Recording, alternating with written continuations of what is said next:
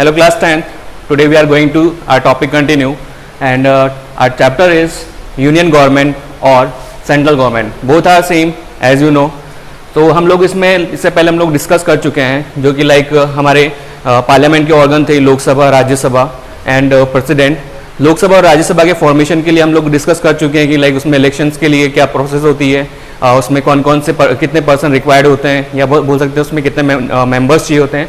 ये सब से हम लोग पहले वाली वीडियो में डिस्कस कर चुके हैं.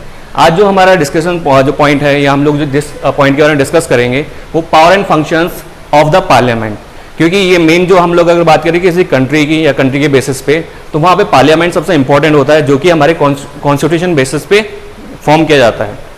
इसमें फर्स्ट पॉइंट है हमारे पावर एंड फंक्शंस के अकॉर्डिंग जो हमारा पार्लियामेंट का first point, the constitution has given the vast power to the parliament, some of the powers explain below. अब इसमें जो हमारे कॉन्स्टिट्यूशन को जो पार्लियामेंट को जो पावर दी हुई है या पार्लियामेंट में जो पावर्स कॉन्स्टिट्यूशन के अकॉर्डिंग दी हुई है उसमें फर्स्ट जो हमारा पॉइंट है वो है लेजिस्लेटिव पावर. और लेजिस्लेटिव के लिए हम लोग पहले डिस्कस कर चुके हैं कि गवर्नमेंट के हमारे 3 ऑर्गन्स होते हैं, लेजिस्लेटिव, एग्जीक्यूटिव और जुडिशरी. ठीक है, उसी के बेसिस पे ये लेजिस्लेटिव पावर जो दी गई है पार्लियामेंट को उसमें है formation of law to protect national interest in the main duty of parliament. तो मतलब फर्स्ट इसमें क्या दिया हुआ है अगर हम बात करें लेजिस्लेटिव पावर के अकॉर्डिंग कि हमारे कॉन्स्टिट्यूशन को पावर दी है किस चीज के लिए, नेशनल इंटरेस्ट के जितने भी लॉ हैं या कानून हैं वो बनाए जाएंगे, वो किस बेसिस पे बनाए जाएंगे, अपनी कंट्री को देखते हुए या कंट्री को बेस रखते हुए. ठीक है, इसमें हम लोग जो नेशनल इंटरेस्ट है तो इसको हम लोग थोड़ा सा एक बार देख लेते हैं डिटेल से कि पर्टिकुलर होता क्या है और हमारी कंट्री में क्या काम करता है. तो हमारे ऑल ओवर जो जितने भी लॉ बनाए जाते हैं उनको 3 बेस मान के या 3 उसको बोल सकते हैं ना बेस माना जाता है. और उसके ऊपर हम लोग बात करें कि जो कैटेगराइज किए गए वो पहला तो है आपका कॉन्करेंट लिस्ट होता है जिसको बोल सकते हैं कॉन्करेंट लिस्ट सब्जेक्ट. सेकंड होता है आपके यूनियन लिस्ट सब्जेक्ट और थर्ड जो होता है आपका स्टेट. तो आपके कॉन्करेंट और जो यूनियन जिसको हम बोल सकते हैं ये हमारे सेंट्रल लेवल पे जो गवर्नमेंट जो होती है जिसको हम बोल सकते हैं पार्लियामेंट, वो गवर्नमेंट क्या करती है इस पे लॉ फॉर्म करती है या इन सब्जेक्ट के ऊपर पार्लियामेंट जो है सब्जेक्ट लॉ बनाने का काम करती है. वहीं पे हम लोग दूसरी जगह बात करें स्टेट लिस्ट सब्जेक्ट जो है उसके ऊपर स्टेट गवर्नमेंट करती है. लेकिन it not a compulsory that कि कोई पार्लियामेंट जो है वो स्टेट लेवल के जो सब्जेक्ट्स हैं उन पर लॉ नहीं बना सकती या उससे रिलेटेड लॉ फॉर्म नहीं कर सकती. हमारी जो सेंट्रल गवर्नमेंट है वो क्या कर सकती है उसके ऊपर भी लॉ बना सकती है या उससे रिगार्डिंग जो है लॉ फॉर्म कर सकती है. बट उसके लिए कुछ कंडीशंस हैं, वो कंडीशन हम लोग आगे वाले जो वीडियोस उसमें डिस्कस करेंगे डीपली. उसके बाद सेकंड जो दिया हुआ हमारे power to amend the constitution, मतलब हमारे जो कॉन्स्टिट्यूशन हमारे जो संविधान है उसमें अमेंड करना मतलब अमेंडमेंट करना मतलब बदलाव करना. अब वो बदलाव मे भी हो सकता है on the behalf of central government हो सकता है, may be behalf of state government हो सकता है, लेकिन ये सिर्फ पावर किसके पास है, पार्लियामेंट के पास है. तो parliament has got important power of making amendment the constitution. ठीक है, तो मतलब पावर पार्लियामेंट के पास क्या पावर है कि अमेंडमेंट करना. ठीक है, किसके अंदर, हमारे कॉन्स्टिट्यूशन के अंदर. तो ये पावर सिर्फ और सिर्फ किसके पास है, पार्लियामेंट के पास है, स्टेट के पास नहीं होती. या बात करें हम लोग स्टेट गवर्नमेंट के पास ऐसी कोई पावर नहीं होती है. फिर आता है नेक्स्ट फाइनेंशियल पावर, जो कि एज यूजुअल हम लोग बात करें फाइनेंशियल के बेसिस पे. तो मतलब जो हमारे इकोनॉमिकल जो बेस होता है, जो आर्थिक जो चीजें होती है उसके ऊपर जो अलग अलग बजट बनाए जाते हैं या बोल सकते हैं ना इंडियन सिटीजन के लिए या किसी भी कंट्री के सिटीजन के लिए जो पर्टिकुलर बजट बनाए जाते हैं उनके अलग अलग फील्ड को देखते हुए, तो वो सारे जो है नेशनल लेवल पे वो सारे बजट कौन बनाता है, पार्लियामेंट बनाती है.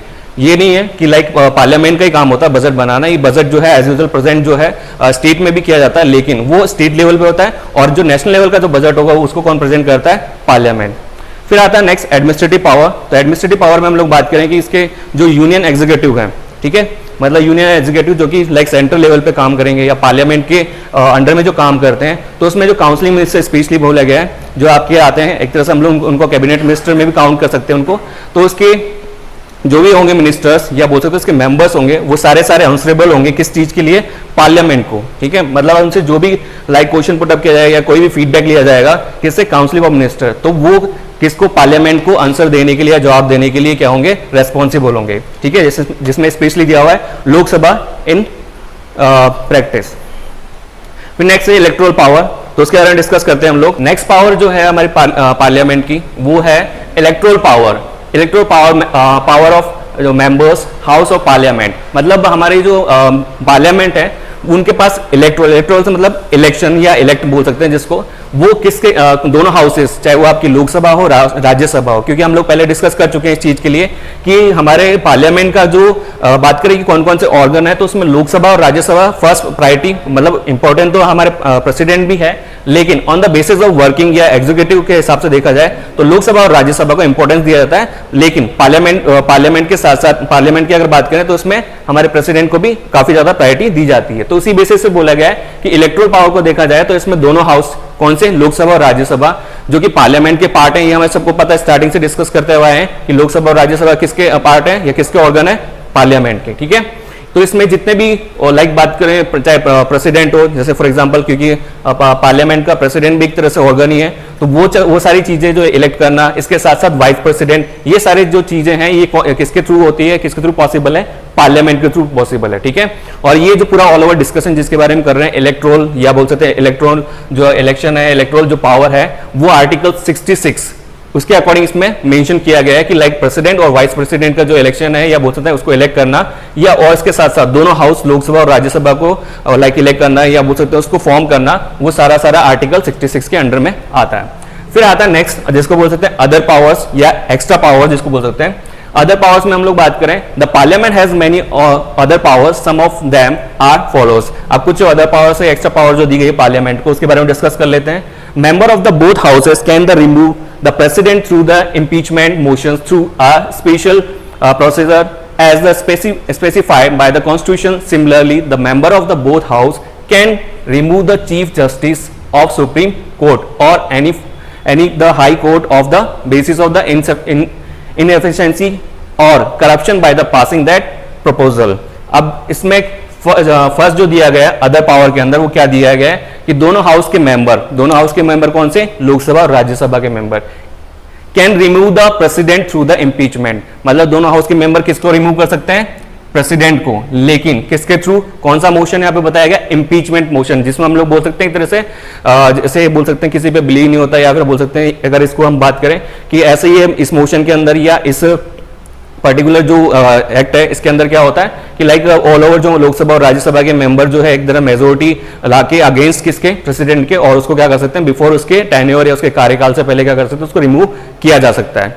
फिर उसके बाद आता है स्पेशल प्रोसीजर। अब स्पेशल प्रोसीजर कौन सा बोला गया है, स्पेसिफाइड बाय द कॉन्स्टिट्यूशन, जो कि कॉन्स्टिट्यूशन ने क्या किया, स्पेसिफाई किया है या डिसाइड किया, उसके थ्रू फिक्स किया हुआ है, उस स्पेशल प्रोसीजर के थ्रू उसको हटाया जा सकता है प्रेसिडेंट को। ठीक है, तो it's not a big deal कि हम लोग प्रेसिडेंट को नहीं हटा सकते या बिफोर उसके टेन्योर उसको रिमूव नहीं कर सकते, तो ये पॉसिबल है।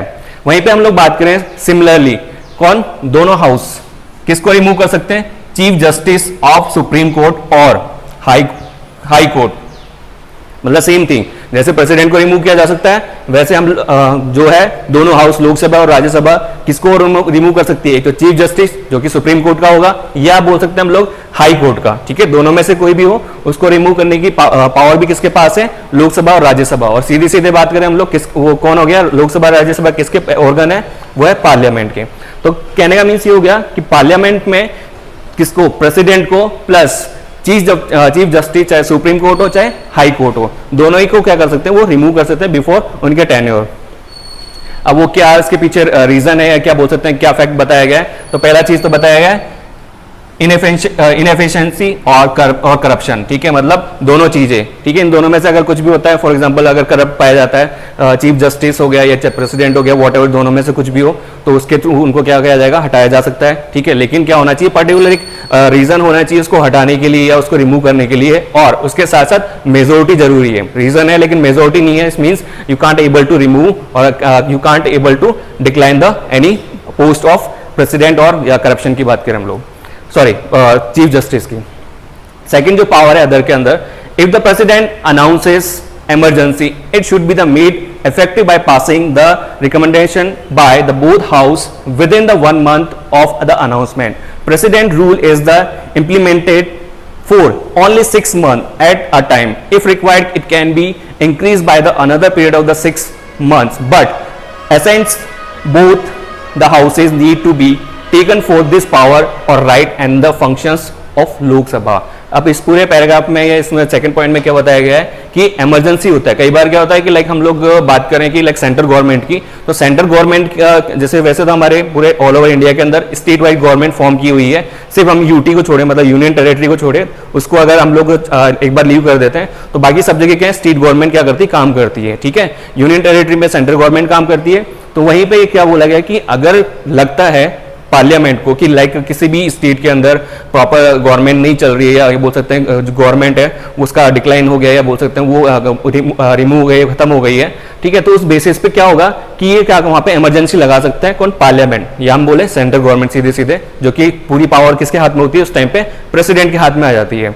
तो उस बेसिस पे क्या होगा, वो इमरजेंसी जो पावर या इमरजेंसी लगाई जाएगी वो 6 मंथ के लिए होगी। ठीक है, लेकिन वो सारी 6 मंथ में 6 मंथ लगाने के बाद में अगर लगता है कि लाइक इन द केस कि लाइक 6 मंथ में वो रिकवर नहीं हुआ है या गवर्नमेंट वापस फॉर्म नहीं की गई है स्टेट के अंदर, तो वो क्या होगा, उस बेसिस पे वापस क्या होगा कि लाइक वो 6 मंथ को एक्सटेंड कर दिया जाएगा या बढ़ा दिया जाएगा। ठीक है, उसको कंटिन्यू करने के लिए। ठीक है, तो इसमें वही सारी चीजें दी गई है, लेकिन इसमें एक स्पेसिफिक पॉइंट दिया हुआ है, वो क्या दिया हुआ है, but the assent both houses need to be taken for this power और right and the function of Lok Sabha. मतलब ये दोनों जो चीजें हैं, कौन सी वाली, पहली चीज तो 6 मंथ के लिए इमरजेंसी लगाना, और स्टेट के ऊपर किसका बोल सकते हैं ना ऑक्यूपाई होना, या बोल सकते हैं एक तरह से किसका बोलते हैं गवर्न होना, सेंट्रल गवर्नमेंट का। तो ये सारे फंक्शंस कौन बोल सकते हैं ना इसको फॉलो करता है या बोल सकते हैं लगाता है, वो होता है लोकसभा। मतलब ये पावर और राइट्स किसके पास है, ओनली लोकसभा। ठीक है, मतलब कहने मीन्स हो गया कि ये लोकसभा ऐसे काम कर सकता है जिसका बोल सकते हैं हम लोगों ने डिस्कस